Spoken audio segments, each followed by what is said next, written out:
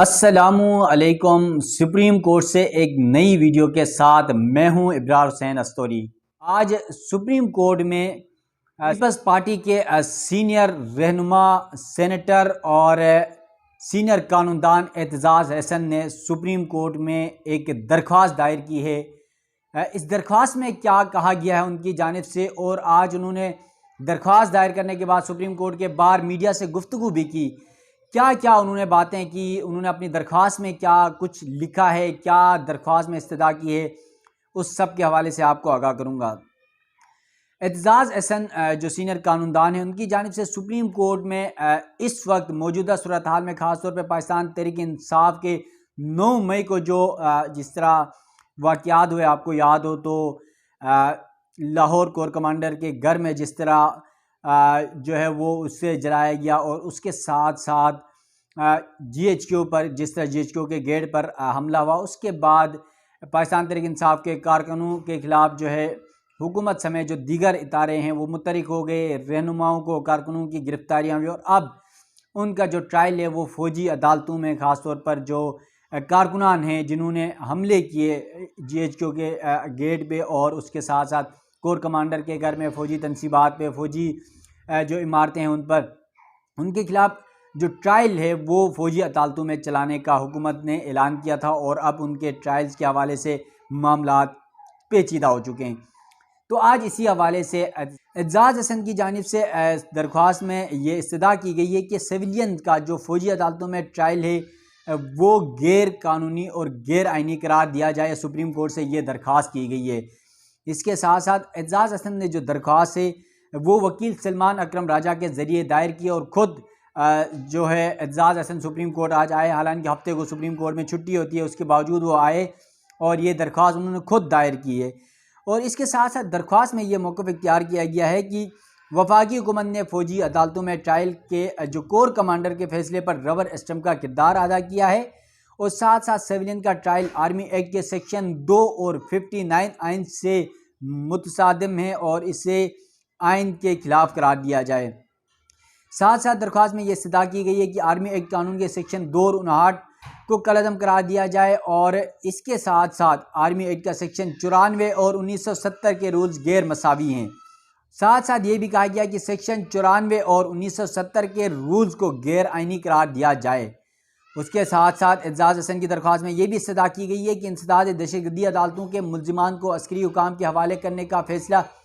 کالعدم قرار دیں، اور اس کے ساتھ ساتھ درخواست میں شہباز شریف جو اس وقت کے وزیر اعظم ہیں، خواجہ آصف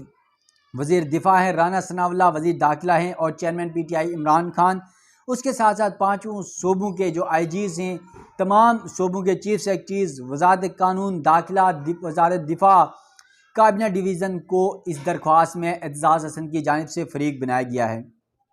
اس کے بعد سپریم کورٹ میں آج یہ درخواست اعتزاز احسن نے دائر کی ہے، اور درخواست دائر کرنے کے بعد سپریم کورٹ کے باہر آئے اور انہوں نے میڈیا سے گفتگو بھی کی اور اپنا موقف بھی پیش کیا، اور خاص طور پہ گزشتہ روز جو سینئر قانون دان ہیں پاکستان پیپلز پارٹی کے سابق لائرز فورم کے جو سابق صدر ہیں سردار لطیف کھوسہ، ان کے گھر پر فائرنگ، ان کے گھر پر جس طرح ان کے ڈرائیور کو زخمی کیا گیا، اس حوالے سے بھی گفتگو کی۔ یقیناً یہ بڑا جو ہے ایک خطرناک عمل تھا کہ ایک سینئر قانون دان سابق گورنر ہیں، ان کو ان کے گھر میں جو ہے وہ فائرنگ کی گئی، اور ان کے ڈرائیور بھی زخمی ہوئے۔ اعتزاز احسن بھی کل ان کے گھر گئے، یہ سارا ماجرا تھا، اور اعتزاز احسن آج اس پر بھی بولے، اور ساتھ ساتھ اس درخواست کے حوالے سے بھی انہوں نے میڈیا کے سامنے اپنا موقف رکھا۔ تو ناظرین، آپ کو یہ بتا دیتا ہوں کہ میڈیا کے سامنے آج اعتزاز احسن نے کیا باتیں کی، کیا وہ کہنا چاہ رہے تھے، اور کیا موقف رکھا، یہ بھی بتا دیتا ہوں۔ سپریم کورٹ کے بعد انہوں نے جو ہے میڈیا سے گفتگو میں کہا کہ سپریم کورٹ 1999 میں لیاقت حسین کیس پر یہ فیصلہ دے چکی ہے کہ سویلین کا مقدمہ فوجی عدالتوں میں نہیں چلایا جا سکتا۔ آرمی پبلک سکول پشاور حملے کے بعد 21ویں آئینی ترمیم کی گئی، اور 21ویں ترمیم کے ذریعے 2 سال کے لیے فوجی عدالتیں قائم کی گئی۔ 23ویں آئینی ترمیم کے ذریعے فوجی عدالتوں کے قیام میں 2 سال کی توسیع کی گئی۔ اس کے ساتھ ساتھ اعتزاز احسن نے کہا کہ سن 2019 میں فوجی عدالتوں کی مدت ختم ہو گئی تھی، اور میں نے فوجی عدالتوں کے قیام کے خلاف درخواست بھی دائر کی ہے، اور فوجی عدالتوں کے قیام غیر قانونی اور غیر آئینی ہے۔ اس کے ساتھ ساتھ بیرسٹر اعتزاز حسن نے کہا کہ ایسا لگتا ہے ورکرز کے لیے جال بچھایا گیا تھا، کور کمانڈر کے گھروں اور اہم فوجی تنصیبات پر بزدلانہ حملہ ہوا، ذمہ داران کا تعین کیا جائے، اس طرح کا حملہ کس نے کیا، یہ کسی کی پلاننگ ہے یا کسی کی سازش ہے، جو بھی ہے اس کی انکوائری کی جائے اور ان کے ذمہ داران کو کفر کے داغ تک پہنچایا جائے۔ ساتھ ساتھ اعتزاز حسن نے کہا کہ پاکستان کی تاریخ میں پہلے بھی ملک کو دو لخت ہونا پڑا اور بھٹو کی شہادت سمیت افسوسناک واقعات رونما ہوئے۔ ملک میں 4 مرتبہ آئین معطل ہونا بھی سیاہ دن ہے، تاریخ کے سیاہ ترین دن گزر چکے۔ ساتھ ساتھ جو ہے اعتزاز حسن سپریم کورٹ سے یہ استدعا کر چکے ہیں اپنی درخواست کے ذریعے کہ جو فوجی عدالتوں میں سیولینس کا ٹرائل ہے وہ نہیں ہونا چاہے اور اسے غیر آئینی غیر قانونی قرار دیا جائے۔ اعتزاز حسن کے ساتھ ساتھ ان عدالتوں کے حوالے سے وکلاء سے اور قانونی ماہرین سے ہماری ہمیشہ گفتگو ہوتی رہی، سیاستدانوں سے بھی گفتگو ہوتی رہی ہے۔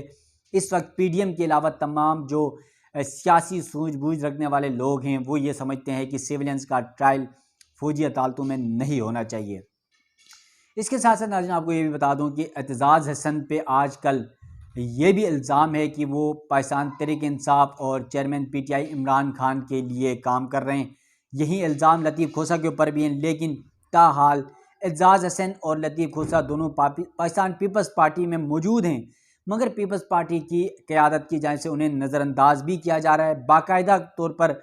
پارٹی سے علیحدہ بھی نہیں کیا گیا، نہ پارٹی کی طرف سے نہ ان دونوں رہنماؤں نے خود اپنے آپ کو پارٹی سے علیحدہ کیا ہے۔ بلکہ گزشتہ دنوں ہم نے اعتزاز حسن کے جو دوست ہیں لطیف کھوسہ صاحب سے سپریم کورٹ میں یہ بات بھی کی، تو لطیف کھوسہ صاحب نے کہا کہ وہ اس وقت بھی پیپلز پارٹی میں ہیں، پیپلز پارٹی کا حصہ ہیں، لیکن انہیں اس بات پر اختلاف ہے کہ مسلم لیگ نون کے ساتھ پاکستان پیپلز پارٹی کا جو اتحاد ہے وہ نہیں ہونا چاہیے، کیونکہ وہ یہ سمجھتے ہیں کہ بھٹو شہید اور بینظیر بھٹو کو جنہوں نے نقصان پہنچایا، جنہوں نے ہمیشہ الزامات لگائے اور بیہودہ الزامات لگائے، ان کے ساتھ وہ بیٹھنا یا ان کے ساتھ چلنا گوارا نہیں کرتے۔ تو آپ کو پتہ ہے کہ پنجاب پاکستان کا دل ہے اور اس پنجاب کے اندر لاہور خاص طور پر پنجاب کا دل کہا جاتا ہے۔ لاہور میں اعتزاز حسن اور سردار لطیف کھوسہ وہاں رہتے ہیں اور عمران خان کے جو ہے اعتزاز حسن تو پڑوسی بھی ہیں، تو اس وجہ سے ان پر یہ الزام بھی ہے کہ وہ پاکستان تحریک انصاف کے لیے عمران خان کے لیے سہولت کاری بھی کرتے ہیں، لیکن باقاعدہ طور پر ان کی جانب سے ابھی تک کوئی ایسا اعلان نہیں کیا گیا کہ یا وہ پاکستان تحریک انصاف میں شامل ہو رہے ہیں یا شامل ہو چکے ہیں یا پاکستان پیپلز پارٹی چھوڑ چکے ہیں۔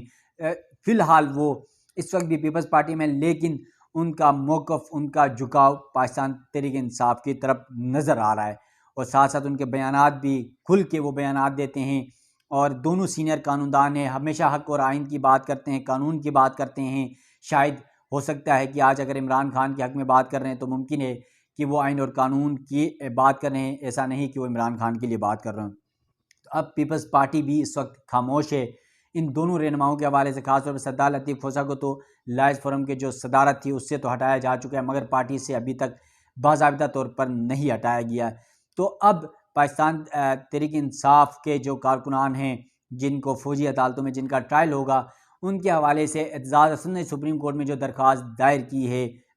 اس کے حوالے سے سپریم کورٹ کب اس کیس کو سماعت کے لیے مقرر کرتی ہے، یہ تو چیف جسٹس کا استحقاق ہے، سپریم کورٹ کا استحقاق ہے، یہ تو وقت آنے پر پتہ ہی چلے گا، کیونکہ اس سے پہلے پاکستان تحریک انصاف کے چیئرمین عمران خان جو ہے وہ درخواست جمع کرا چکے ہیں ایڈوکیٹ بابر ایوان کے ذریعے فوجی عدالتوں میں ٹرائل کے خلاف کہ یہ ٹرائلز وہاں پر نہیں ہونا چاہیے، اور بہت سارے سینئر قانوندان بھی یہ سمجھتے ہیں کہ فوجی عدالتوں کے بجائے جو انسداد دہشت گردی کے لیے جو عدالتیں بنی ہیں اس پر ٹرائل چلایا جا سکتا ہے۔ تو اب دیکھنا یہ کہ سپریم کورٹ ان کیسز کو کب سماعت کے لیے مقرر کرتی ہے، اس کورٹ کیا کچھ کرتی ہے، بینچ کون سا ہوگا، ججز کون سے ہوں گے، لطیف کھوسہ کے جو اعتزاز حسن کے وکلاء ہیں وہ کیا موقف رکھتے ہیں، کیا عدالت اس حوالے سے کوئی ریلیف دیتی ہے یا نہیں دیتی ہے، اور ایک عام تاثر دیا جا رہا ہے، بتایا جا رہا ہے کہ کم از کم 10 سے 12 ہزار پاکستان تحریک انصاف کے کارکنان اس وقت گرفتار ہیں، ان میں سے بیشتر کا جو ٹرائل ہے وہ فوجی عدالتوں میں چل سکتا ہے۔ تو اب دیکھنا یہ ہے کہ کیا سپریم کورٹ سیولینس کا ٹرائل فوجی عدالتوں میں چلانے کے حوالے سے کیا فیصلہ دیتی ہے، کیا سپریم کورٹ رائے دیتی ہے، اور کب اس کیس کو سماعت کے لیے مقرر کر دیا جاتا ہے۔ مزید جو بھی ڈیولپمنٹ ہوگی سپریم کورٹ آف پاکستان سے، اس حوالے سے آپ ناظرین کو آگاہ کرنے کی کوشش کرتے رہیں گے تب تک کے لیے دیجیے گا اجازت. اللہ حافظ.